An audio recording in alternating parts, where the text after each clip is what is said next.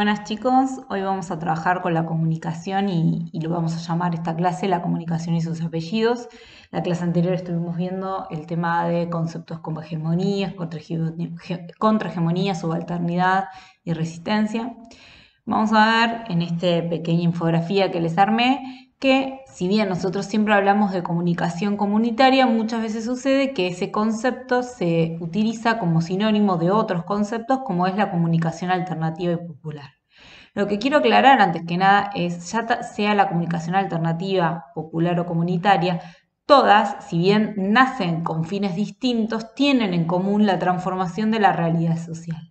Vamos a ver que van a buscar en todas sus vertientes la idea de cambio, ¿sí? Por eso las vamos a pensar las tres formas de comunicación como formas contrahegemónicas.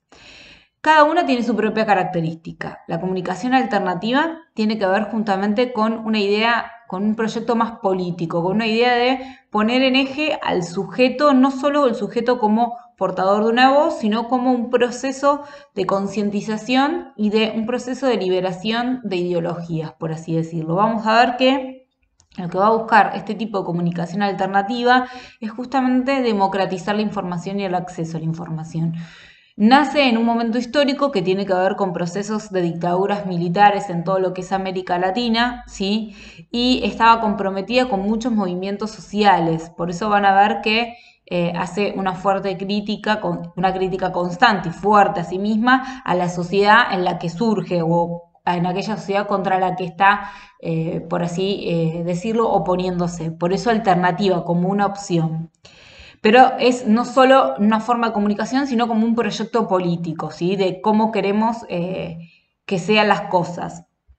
Después tenemos por otro lado algo que es la comunicación popular, donde el pueblo, popular de pueblo, es el protagonista de ese proyecto emancipador, que también va a buscar democratizar la información, pero ya no tanto en forma de proyecto político, por ahí como plantea la comunicación alternativa, sino más bien situado en un lugar y en un contexto que es ese pueblo o esa situación particular de esa comunidad, ¿sí?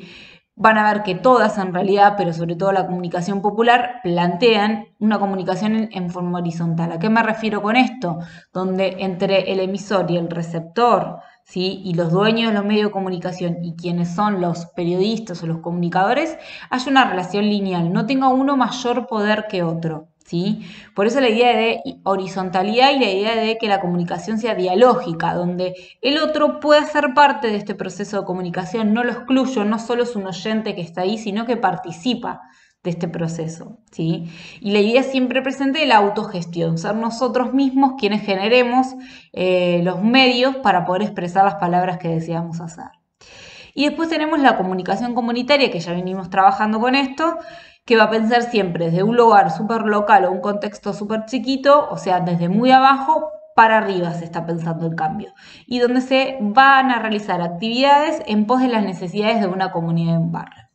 Podemos pensar ejemplos históricos. En términos, por ejemplo, de lo que es la comunicación alternativa, tenemos nosotros en nuestro país muchas radios que surgen en momentos de la dictadura militar y en América Latina tenemos, por ejemplo, la radio de la Revolución Cubana, la radio rebelde, ¿sí? Que justamente contaba el avance que tenían las milicias, en este caso cubanas, dentro de la selva justamente para lograr hacer la revolución y que cayera Batista, el entonces digamos, presidente de Cuba.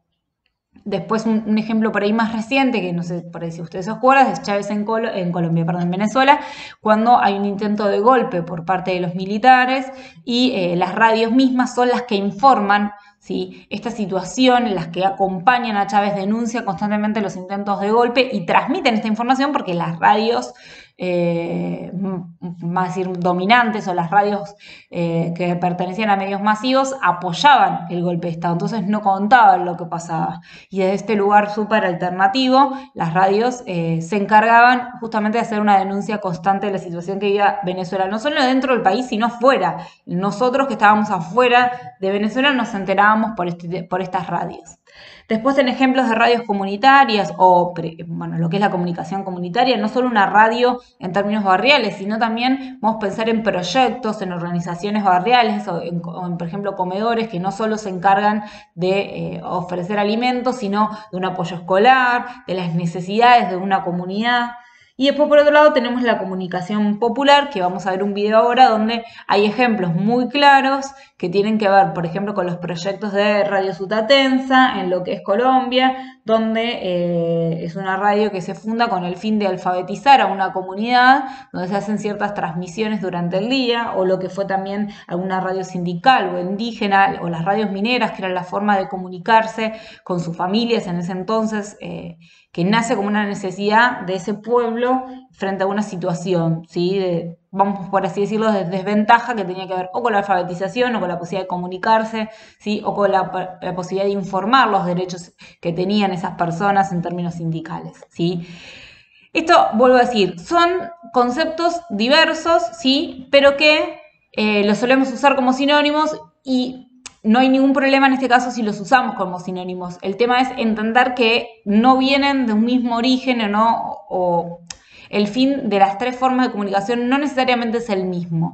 Sí tienen en común esto de ser todas contrahegemónicas y tienen en común también el hecho de ser radios o medios de comunicación que surgen frente a la necesidad de transformar la realidad social, ¿sí? De cambiar esa realidad en la cual se encuentran sus comunidades. Por eso, brevemente, lo que van a hacer es ver un video, que es este, y quiero que escuchen sobre todo este fragmento para entender lo que estamos trabajando. Decimos que el proyecto de la radio es un proyecto político-comunicacional. ¿Qué significa eso? Es esto. No solamente es una radio que sirve para pasar música, noticias y nada más, sino que interactúa todo el tiempo con el barrio. Todos se hacen cargo de lo que es el medio, de venir a hacer un programa acá en la radio. En este fragmento que van a ver que es en el medio, las radios comunitarias, acá en este caso la entrevistada da cuenta de esto, que no solo tiene una función de comunicar, sino que interactúa constantemente con el barrio. ¿Sí? Esto es para cerrar esta pequeña unidad y van a hacer una actividad que es una actividad de producción, donde la idea que yo tengo es que ustedes puedan, en resumidas cuentas, ¿sí? En 4 o 5 ítems o ejemplos, explicar qué es eso comunitario de lo que estamos hablando. No solamente la radio, que hay ejemplos de radio, pero entender que va más allá del medio radio. Puede ser una televisión, un noticiero comunitario, ¿sí? IMPA tiene un noticiero comunitario, ¿sí? Que es Barricada TV, por ejemplo, estoy recordando ahora. Puede haber producciones, FM La Tribu, que surge en la facu donde yo estudié hace muchos años, además de ser radio, hoy tiene producción de contenidos, de CD, ¿sí? En su momento de videoclips, tiene producción de documentales, trabaja mucho con Radio La Colifata. Entonces, pensar ejemplos o pensar 5 o 6 palabras, frases que me permitan a mí definir lo que es la comunicación comunitaria, haciendo eje en cuestiones importantes, ¿sí? Como es la idea de horizontalidad, como es la idea de quiénes son los dueños de esos medios, cuál es el fin de esos medios, ¿sí? La idea es que al ver este documental ustedes puedan llegar a esa conclusión y generar un contenido. La actividad para la clase de hoy es sencilla. Van a hacer una actividad de producción. ¿A qué llamamos una actividad de producción? A que ustedes puedan justamente realizar algún tipo de video, folleto, post para redes, algún video con formato TikTok, que sabemos que es muy breve, algún cuento, no sé, hasta un power, alguna ilustración, el que le gusta dibujar, diseñar un dibujo, algún cómic incluso, donde den cuenta de por lo menos 5 características principales o importantes de lo que es un medio comunitario, teniendo en cuenta no solo lo que vimos hasta ahora, sino también lo que relatan las historias en el video que tuvieron que ver para esta clase, que es en el medio las historias de las radios comunitarias.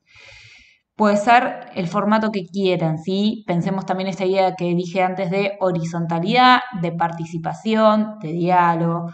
Yo dejé unas preguntas anotadas que no tienen que responder, sino que tienen que utilizarlas para analizar el video que están viendo, ¿sí? Pensar quiénes son los dueños de esos medios de comunicación, cuál es esa idea de baja potencia que siempre está relacionada con las radios comunitarias o populares, ¿sí? Pensemos también esta idea de porque nace un medio en un barrio como es los barrios de Bajo Flores, donde hay una diversidad cultural muy interesante, distintas comunidades conviven, ¿sí? ¿Qué genera eso o qué le agrega, qué plus permite pensar eso como productivo? Digo, ¿qué es eso que nos da que otros por ahí, otros barrios no nos dan?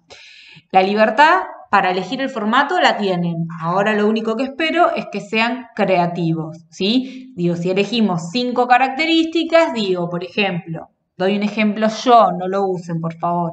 Las radios comunitarias o los medios de comunicación comunitaria se caracterizan por instalar la voz de quienes no son escuchados. Bueno, supongamos que esa es una característica, lo digo, ¿sí? Pero lo produzco de alguna manera. Por eso puse al menos 5 características. El que quiere más, más.